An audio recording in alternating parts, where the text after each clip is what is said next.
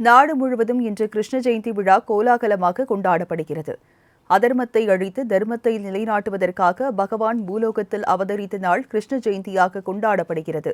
ஆவணி மாதம் தேய்பிறை அஷ்டமி அன்று ரோஹிணி நட்சத்திரத்தில் நள்ளிரவில் சிறைக்குள் வசுதேவர் தேவகிக்கு மகனாக கிருஷ்ணர் அவதரித்தார். பகவான் கிருஷ்ணர் குழந்தை பருவத்தில் செய்த குறும்புத்தனங்களை எல்லாம் ரசிக்கும்படியாக இருக்கும். அதனை நினைவுபடுத்தும் வகையில் கிருஷ்ண ஜெயந்தி அன்று பக்தர்கள் தங்களின் குழந்தைகளுக்கு கிருஷ்ணர் போன்றும் ராதை போன்றும் வேடமிட்டு அலங்கரித்து மகிழ்ச்சியடைவார்கள்.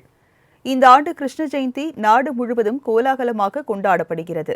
அதனை முன்னிட்டு வீடுகளை சுத்தம் செய்து வாசலில் கோலமிட்டு வாசலில் இருந்து பூஜை அறை வரை அல்லது பூஜை செய்யக்கூடிய இடம் வரையில் பிஞ்சு குழந்தைகளின் காலடி தடம் போன்ற காலடி சுவடுகளை வரைவார்கள். இவ்வாறு வரைவதன் மூலம் கிருஷ்ணரே வீட்டிற்கு வந்திருப்பதாக ஐதீகம். கிருஷ்ண ஜெயந்தியான இன்று வீட்டில் உள்ள கிருஷ்ணர் சிலைக்கு அல்லது படத்திற்கு அலங்காரம் செய்து கிருஷ்ணருக்கு பிடித்தமான சீடை, அவல், லட்டு, அப்பம், தட்டை, முள்ளு முறுக்கு, நாட்டு சர்க்கரை போன்றவைகளை படைத்து வழிபடுவர். மேலும் கோயில்களில் நடைபெறும் சிறப்பு அபிஷேக ஆராதனைகளில் பங்கேற்று சாமி தரிசனம் செய்வார்கள்.